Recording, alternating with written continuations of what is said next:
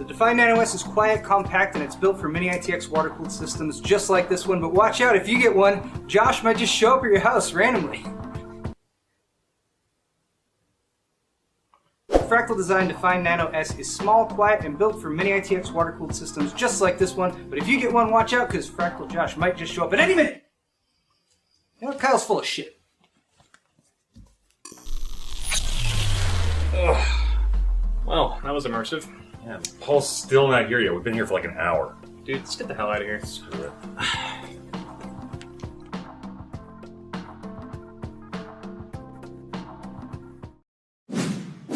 Excellent! The Nvidia Geforce GTX 1060 has launched. This is the Founders Edition, which you can buy for $300 MSRP, or we are told that there will also be $250 MSRP third-party designs. But let's be honest, we were told that with the GTX 1080 and 1070 as well, so fool me once, Nvidia. Shame, that's a shame. Anyway though, the questions I have for this card are, how does it compare to the RX 480 recently launched by AMD Radeon? Will any of these cards actually sell for $250, or will they all be priced closer to the $300 Founders Edition? And is this shroud supposed to look like the Millennium Falcon, or Batman, or Optimus Prime? Or maybe like a Cyber Pac-Man?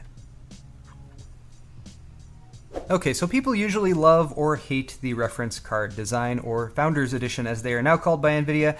Personally though, I think this one actually looks pretty nice. Consider that at a lower price, you'll often get a less impressive cooler on third-party designed graphics cards. So this being a dual-slot, closed design cooler with a blower-style fan, green LED-lit Geforce GTX logo, and having a black and silver shroud made of cast aluminum gives it a pretty nice premium feel, so perhaps more of a relative value here than with the 1080 and 1070 Founders Editions that have to go up against the very highest-end third-party designs. There is no backplate, unfortunately. That will definitely be a value add for custom third-party cards. The PCB itself is just shy of 7 inches long, about 175 millimeters, so we've already been seeing really tiny versions of this card from third-party add-in board manufacturers. With the shroud and the blower, it's just under 10 inches long total, about 250 millimeters. A 6-pin PCI Express power connector is located at the end of the shroud, rather than where the PCB ends, which is actually pretty nice for cable management and an unobstructed view of the Geforce GTX logo.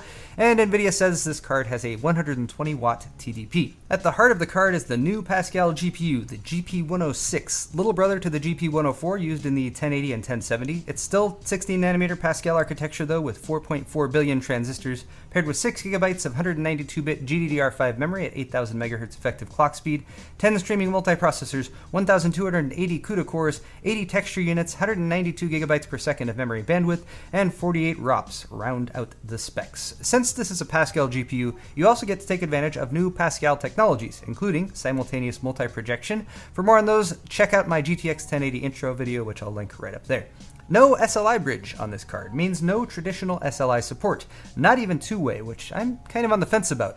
I never really recommended two-way SLI configs in the past with 60 series cards like the GTX 660 or 960, but I don't like having options removed from the consumer either.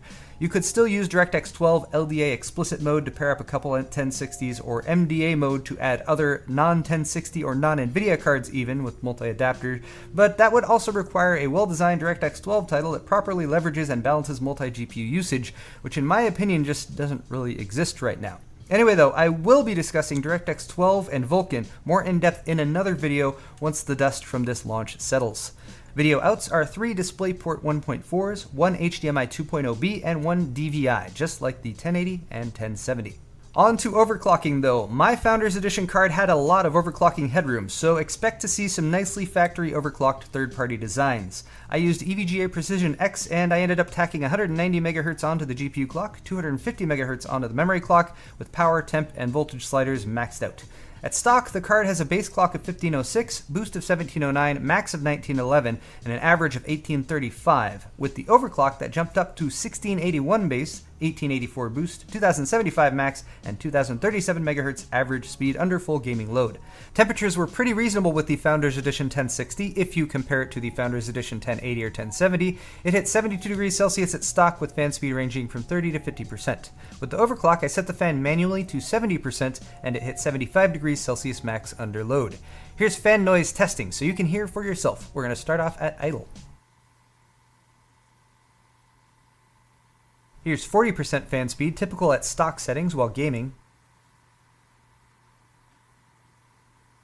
Here's 70%, which is what I had it set to while I was overclocking.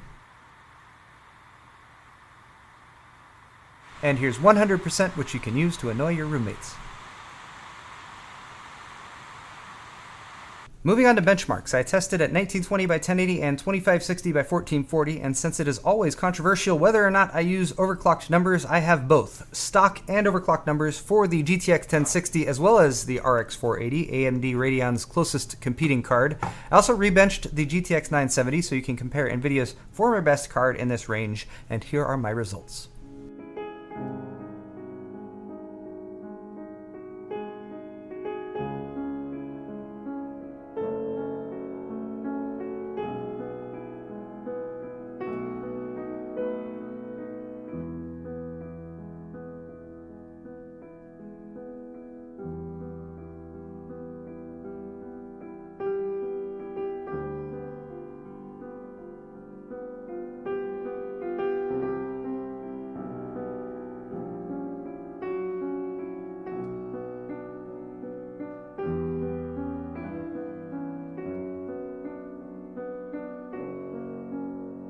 So clearly the GTX 1060 is faster than the RX 480, but it also costs more. There's also the DirectX 12 and Vulkan questions to be answered, as these new APIs have asynchronous compute support, which Nvidia still lacks hardware acceleration for.